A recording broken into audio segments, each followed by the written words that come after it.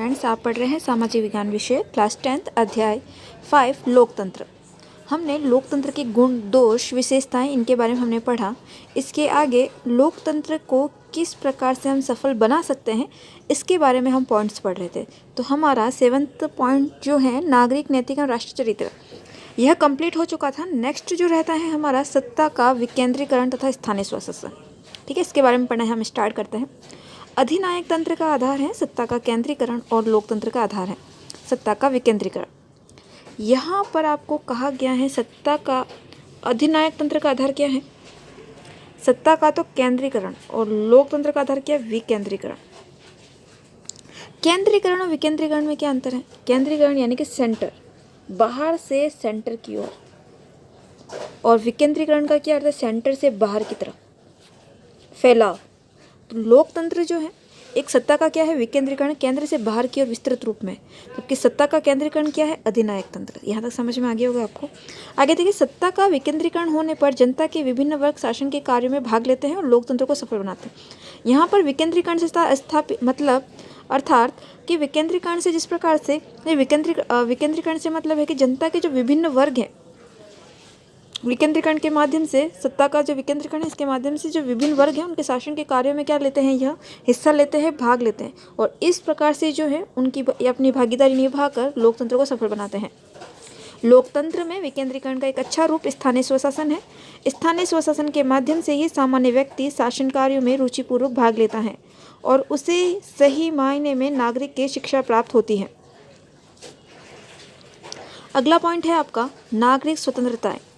देखिए, नागरिकों की क्या क्या स्वतंत्रता है और किस प्रकार से लोकतंत्र की सफलता में अपनी भूमिका निभाता है। लोकतंत्र सीमित शासन के सिद्धांत को मानते हैं, जिसका अर्थ है संविधान द्वारा नागरिकों को मौलिक स्वतंत्रताएं प्रदान की जानी चाहिए और इन स्वतंत्रताओं के रक्षा का प्रबंध भी किया जाना चाहिए। हमें हमारे संविधान में हमारे कुछ मौलिक अधिकार दिए हुए हैं। हमें कुछ कार्य करने की स्वतंत्रता, हमें जीने की स्वतंत्रता, हमें बोलने की स्वतंत्रता, मतलब इस प्रकार से जो है समानता का अधिकार, इस प्रकार से जो है हमें मानव को जो है, नागरिकों को जो है स्वतंत्रता दी गई है। ठीक है, तो ये स्वतंत्रताएं जो प्राप्त की गई हैं किसके द्वारा दी गई, किसके माध्यम से हमें प्राप्त हुई है? संविधान के द्वारा। संविधान में जो है हमें ये सारी स्वतंत्रताएं जो है प्रदान की गई हैं। तो यहाँ पर जो है लोकतंत्र का जो सीमित शासन है, सीमित शासन का जो सिद्धांत है लोकतंत्र का, तो इसके माध्यम से ये कहा गया कि जो हमें स्वतंत्रताएं मिली हैं इन स्वतंत्रता की क्या की जानी चाहिए? रक्षा की जानी, इस रक्षा का प्रबंध किया जाना चाहिए। आगे देखिए, नागरिक स्वतंत्रताओं का अर्थ है कि नागरिकों को विचार प्रकट करने, संगठन बनाने, सभा करने, शांतिपूर्ण आंदोलन करने की स्वतंत्रता प्राप्त है। तो इस प्रकार की स्वतंत्रता क्या है? हमें प्राप्त है। हम विचार व्यक्त कर सकते हैं, संगठन बना सकते हैं, सभा का आयोजन कर सकते हैं, शांतिपूर्ण आंदोलन कर सकते हैं। मौलिक स्वतंत्रताओं का निष्कर्ष है कि नागरिकों को सरकार की उन सब नीतियों व कार्यों की शांतिपूर्ण आलोचना करने का अधिकार होना चाहिए जिन्हें वे लोकतंत्र सामान्य हित के विरुद्ध समझते हैं। यह स्पष्ट है कि नागरिक मौलिक स्वतंत्रताओं के प्रयोग के लिए जनमत निर्माण के साधनों का स्वतंत्र होना भी क्या है? जरूरी है। तो यहाँ पर जो है, यहाँ पर पहली बात तो नागरिक को स्वतंत्रता की रक्षा करने की बात की गई है, और कौन कौन स्वतंत्रताएं हो सकती हैं वह हमें बता जो है इसमें दे दिया गया है कि कौन कौन स्वतंत्रताएं जो है हमें हो सकती हैं, हमें प्राप्त होती हैं। उनकी जो है इन स्वतंत्रताओं की क्या की जानी चाहिए? रक्षा की जानी चाहिए। किनके द्वारा? आपके लोकतंत्र के सीमित शासन के सिद्धांत को जो है सिद्धांत के माध्यम से जो है इस प्रकार की बात को बताया जा रहा है यहाँ पर। ठीक है, अगला जो है हमारा लिखित संविधान एवं लोकतांत्रिक परंपरा। लिखित संविधान का अर्थ क्या है? संविधान की भाषा बहुत स्पष्ट होनी चाहिए ताकि उसकी व्याख्या को लेकर विवाद एवं भ्रम उत्पन्न ना हो। जैसा कि हमने कहा कि हमें ये मानव को स्वतंत्रताएं हैं कि इससे हमें ये स्पष्ट हो पाता है कि हमें कौन कौन स्वतंत्रता प्राप्त है। हम तो बोल देंगे, अगर हमारा कोई गलत कार्य भी होगा तो हम बोल देंगे कि हमें स्वतंत्रताएं, हमारे संविधान में लिखा हुआ है कि हमें स्वतंत्रताएं प्राप्त है। तो यह क्या हुई? स्पष्ट व्याख्या नहीं हुई। अगर हमें स्पष्ट रूप से कहा जाता है कि आपको सिर्फ सभा करने की स्वतंत्रताएं हैं, आपको अभिव्यक्ति की स्वतंत्रता है, तो अगर स्पष्ट नहीं होगा तो हम जो है इसका गलत यूज भी करेंगे। तो यहाँ पर जो संविधान लिखित रूप में हमें प्राप्त हुआ है वह क्या होना चाहिए? स्पष्ट होना चाहिए। उसकी भाषा क्या होनी चाहिए? स्पष्ट और व्याख्या युक्त होनी चाहिए ताकि लोगों को विवाद और भ्रम जो है उत्पन्न ना हो। इसके अलावा जो है संविधान में संशोधन की पद्धति कठोर होनी चाहिए। आप सभी को पता है कि हमारे संविधान में संशोधन हो सकता है, किया जा सकता है, लेकिन संविधान में संशोधन ऐसा इतना लचीलापन लिए हुए नहीं होना चाहिए कि उसमें हम हर टाइम जो है हमें हमारी सुविधा अनुसार या हमारी जो है हम जिस प्रकार की हमें सुविधा चाहिए या हमें उसके माध्यम से जो है हमारे द्वारा संविधान का क्या किया जाए, संशोधन किया जाए। तो हमें इस प्रकार से जो है लचीलापन लिए हुए संविधान का संशोधन नहीं होना चाहिए। इसमें जो है संविधान के संशोधन में पद्धति कैसी होनी चाहिए, कठोर होनी चाहिए। ठीक है, ताकि कोई राजनीतिक दल अपने बहुमत का लाभ उठाकर लोकतंत्र को अधिनायक तंत्र में नहीं बदल ले, जैसे कि जर्मनी में हिटलर ने किया था। क्योंकि यहाँ पर अभी अभी हमने पढ़ा कि अधिनायक तंत्र जो है केंद्रीकृत है, जिसमें पूरा शासन सत्ता जो है सिर्फ एक पर केंद्रित हो सकती है, जबकि जो लोकतंत्र है वह कैसी है, विकेंद्रीकृत है। अधिनायक तंत्र कैसा है, केंद्रीकृत है। तो जो जर्मनी में हिटलर की जो पद्धति अपनाई गई थी वो अधिनायक तंत्र यानी केंद्रीकृत पर आधारित थी। आगे देखिए, लोकतंत्र परंपरा से आशय आचरण के उन नियमों व व्यवस्थाओं से है जिसका वर्णन संविधान या कहीं और भले ही लिखित रूप में नहीं होता है, वह लोकतांत्रिक पद्धति व प्रक्रिया को आगे बढ़ाने वाली होती है, जिन पर लगभग सर्वदलीय सहमति बन जाती है। ठीक है, यहाँ तक आपको समझ में आ गया होगा। स्वतंत्र व शक्तिशाली न्यायपालिका होनी चाहिए, जैसा कि अभी है। इसका आधार ही लोकतंत्र का आधार ही क्या है, संविधानवाद, जिसका अर्थ क्या है, लोकतंत्र में सरकार को निरंकुश सत्ता प्राप्त नहीं होनी चाहिए। जिस प्रकार से हिटलर की निरंकुश शासन था उसका, उस प्रकार के लोकतंत्र में सरकार की कैसा नहीं होना चाहिए, निरंकुश सत्ता नहीं होनी चाहिए, अपितु उसे अनिवार्य रूप से संवैधानिक मर्यादा और सीमाओं को स्वीकारना चाहिए।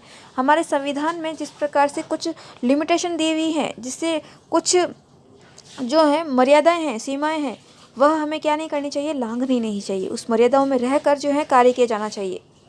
लोकतंत्र की सफलता के लिए एक शक्तिशाली व स्वतंत्र न्यायपालिका की स्थापना जरूरी है।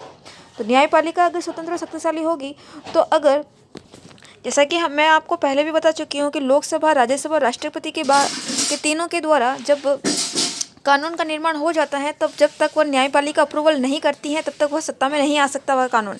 तो यहाँ पर वो तब कार्यप्रणाली कब होगी, जब न्यायपालिका कैसी होगी, शक्तिशाली व स्वतंत्र होगी। ठीक है, क्योंकि ऐसी न्यायपालिका ही कार्यपालिका को कानून का उल्लंघन करने व अत्याचारी बनने से रोकती है।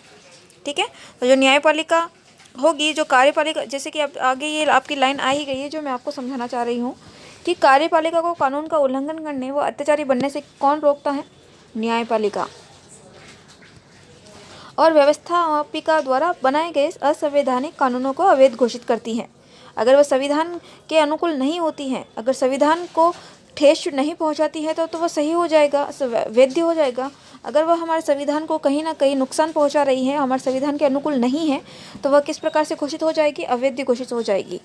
ठीक है, तो न्यायपालिका को नागरिकों की स्वतंत्रता की क्या की जानी चाहिए, रक्षा की जानी चाहिए। अगला पॉइंट है आपका योग्य व निष्पक्ष कर्मचारी तंत्र।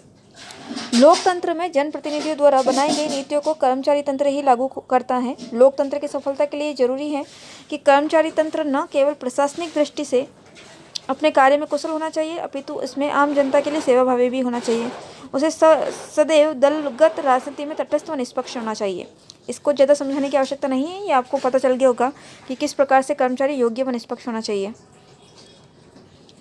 नेक्स्ट पॉइंट देखिए, स्वस्थ व सुगठित दलीय व्यवस्था। जो बने हुए होते हैं, बहुत सारे जो दल देखने को मिलते हैं, ये दल प्रणाली में आपको बता चुकी हूँ किस किस प्रकार के दल होते हैं, वर्तमान में भी हमको देखने को मिलते हैं। तो जो लोकतंत्र की सफलता के लिए जो राजनीतिक दल हैं, उनकी नीतियाँ, कार्यक्रम और निष्ठा पर निर्भर करती हैं।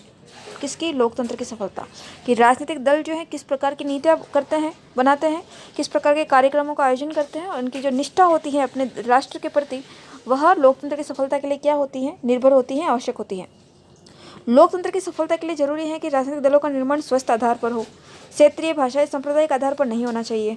जैसे कि हम कहते हैं ना कि किसी एक कुछ जो दल भी बने हुए होते हैं जो अपने पूरे राष्ट्र को समर्पित नहीं होते हैं, उनमें भाषा को लेकर या अपने क्षेत्र को लेकर ही उनका लगाव होता है, या सांप्रदायिक आधार का। जैसे कि कुछ संगठन बने हुए होते हैं जो अपने हिंदू धर्म को बढ़ावा देते हैं, जैसे कि एक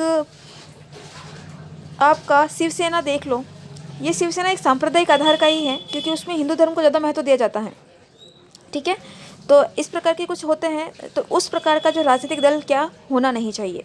ठीक है, अपितु राष्ट्रीय आधार पर होना चाहिए। किस आधार पर होना चाहिए, राष्ट्रीय आधार पर होना चाहिए। इसका अर्थ है कि राजनीतिक दलों का निर्माण राष्ट्रीय स्तर की आर्थिक राजनीतिक समस्याओं को लेकर होना चाहिए। इसके अलावा राजनीतिक दलों के संचालन में आंतरिक लोकतंत्र होना चाहिए। समय समय पर दलों में आंतरिक चुनाव भी होने चाहिए और अनुशासनहीन व दल बदलाव बदलुओं को अपना सदस्य नहीं बनना चाहिए। हर बार जो है अपने फ़ायदे के लिए जो दल बदलते हैं वैसा व्यक्ति भी सदस्य जो है वैसे सदस्य नहीं होने चाहिए। नेक्स्ट पॉइंट है योग्य व निष्ठावान राजनेता होना चाहिए। इसको कुछ समझाने की आवश्यकता ही नहीं है, इसको आप थोड़ा रीड कर लेना। नेक्स्ट है सार्वजनिक हित में राष्ट्रीय योजनाएं। विकासशील देशों में लोकतंत्र की सफलता के लिए जरूरी है कि शासन द्वारा ऐसी राष्ट्रीय योजनाएं बनाई जाएं जो एक और कृषि व उद्योगों के संतुलन विकास में सहायक हो।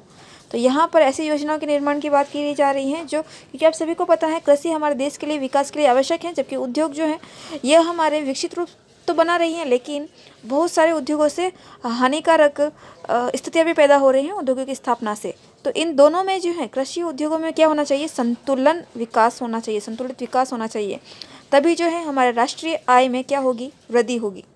ठीक है। और जो हमारा समाज है वहाँ पर श्रमिक वर्ग और कमजोर वर्ग है उसके जीवन स्तर है उसको भी क्या होना चाहिए, उठाना चाहिए ऊपर। नेक्स्ट पॉइंट है आधारभूत मामलों में राष्ट्रीय सहमति। लोकतंत्र की सफलता के लिए अत्यंत जरूरी है कि आधारभूत मामलों पर समाज की बहुसंख्यक व अल्पसंख्यक वर्गों तथा राजनीतिक दलों में क्या होनी चाहिए, सहमति होनी चाहिए। तो यहाँ पर आज जो है आपका चैप्टर कंप्लीट होता है। आपको ये सारे जो महत्वपूर्ण बिंदु दे रखे हैं ये आपको पढ़ने हैं, या इसमें से आपके जो छोटे क्वेश्चन हैं वो बनते हैं, ये आपके क्वेश्चन आंसर आपको कंप्लीट करने हैं। अगर आपको जहाँ पर क्वेश्चंस में प्रॉब्लम आती है तो आप मुझे पूछ सकते हैं। नेक्स्ट क्लास में हम चैप्टर 6 जो है आगे कंटिन्यू करेंगे, केंद्र सरकार। आज के लिए इतना ही, थैंक यू।